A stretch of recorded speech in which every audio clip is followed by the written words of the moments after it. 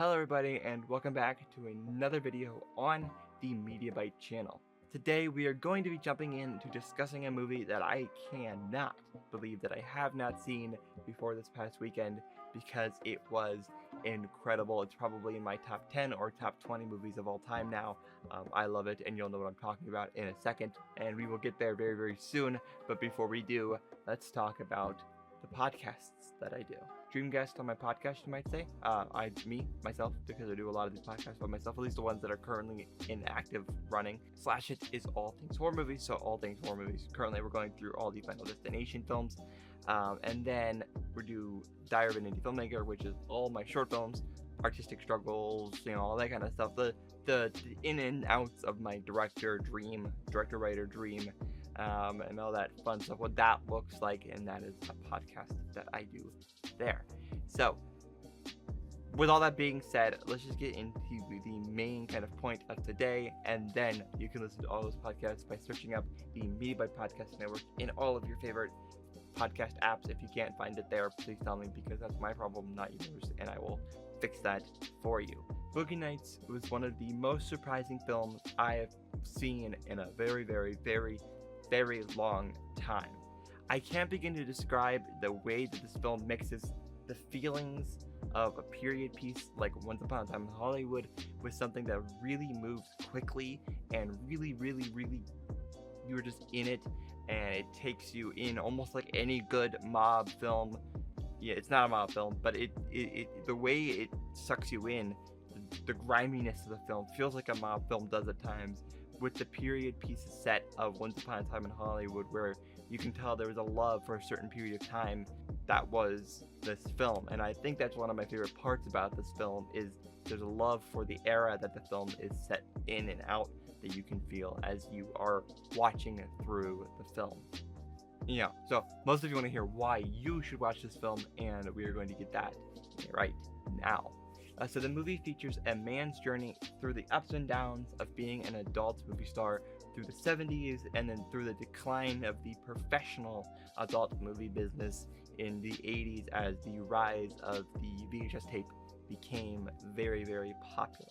So that's kind of the basic log line for the film. It's without necessarily jumping into the very small moments of the film, because the film is incredible and it works as an entire kind of grouping. The whole thing works as a full film. Watch it all the way through, try not to stop. Honestly, it goes so quick you're not even going to notice it, but watch through the whole film in one sitting and it is incredible. I think something that makes this film come alive, besides the dialogue, which is incredible, really good, it's some of the best dialogue I've heard, the freaking direction of this movie, it sells this movie beyond almost any other aspect of the film, in my opinion, because you feel every single emotion by every move in the film, every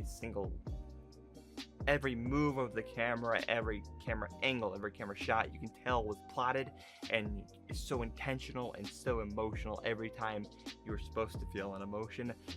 There's only a few movies that I can tell you this for sure. There's a few movies in my life that I can say that is one of the movies that makes me go, holy crap, that is why I want to direct movies. I want to do good things like that. I want to do this. I want to do that. And that Boogie Nights is one of them. And the scene we are about to talk about is the scene in my brain that will stick with me throughout my cinematic journey, wherever that takes me. So, for example, there's a pool party scene. We kind of follow a woman through the pool party, and she walks outside. There's a bunch of people in the pool. There's only like 2 people in the pool. But she walks over to the edge of the pool and dives in, and the camera follows her as she dives into the pool, and we go under the water with her, and she comes up, we watch her, and then we watch as John C. Reilly and Mark Wahlberg have like a diving contest. They go up and they go down, and it's just the way that they handle everything is, I don't know, look it up if you need to get a better visual of what I'm talking about, but it drove me crazy because that is one of the best scenes, best shots in any movie I've personally ever seen. I don't know why it hit me the way it did. I love it. I'm sure it's very simple, but it just sold the life of the movie in that one shot, and it is one of my favorite shots I've ever watched in any movie. So it was written and directed by Paul Thomas Anderson, who did There Will Be Blood and a bunch of other films as well. That's just the one that comes to mind because it won the Oscar. I believe it won the Oscar, or it should have won the Oscar, one or the other. I cannot remember. I believe it won the Oscar that year, which No Country for Old Men or There Will Be Blood were battling up against each other. I think that was 2010. That's not here nor there. 2011, 2009, somewhere in that range. It's not super long, the film, but it's also not really short. It's 2 hours and 33 minutes. But again, like I told you, if you told me this movie was an hour and 45, I would believe you, because the movie flies faster than I thought a movie at this length was possible. It reminds me a little bit of the way that I felt watching the Batman. It's very different films, of course, but the way the Batman kind of flows so quickly, and you feel it a little tiny bit, but like at no point do you want to turn it off. At no point do you feel like the runtime was not worth it.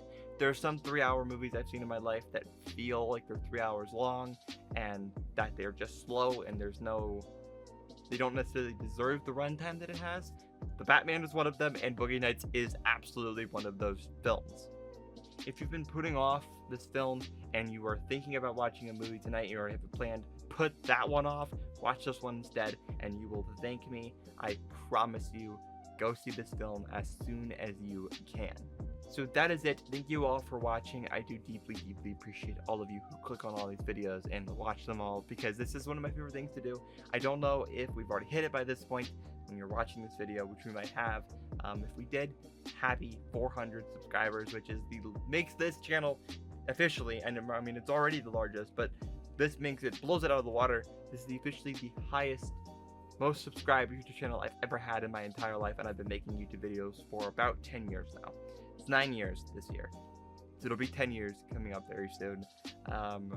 Different channels and all that stuff, but this will be the longest. This will be the most subscribed YouTube channel I've ever had in my entire life, for sure, 100%. When we hit 400 subscribers, I believe my other highest was 320, so we're about to hit 80 more subscribers than we did, which is honestly, it makes my heart so filled with joy, and so I really appreciate you all for that, because that means the world to me. So thank you. Media by Co, Media by Company on TikTok. Media by Co is on Instagram, I believe, or I might switch it. Jared Poyner, JaredPoynerr, is for all my personal stuff. All my short films is on Media by Productions. You can find that, you'll find it. Thank you, and I will see you all later. Peace.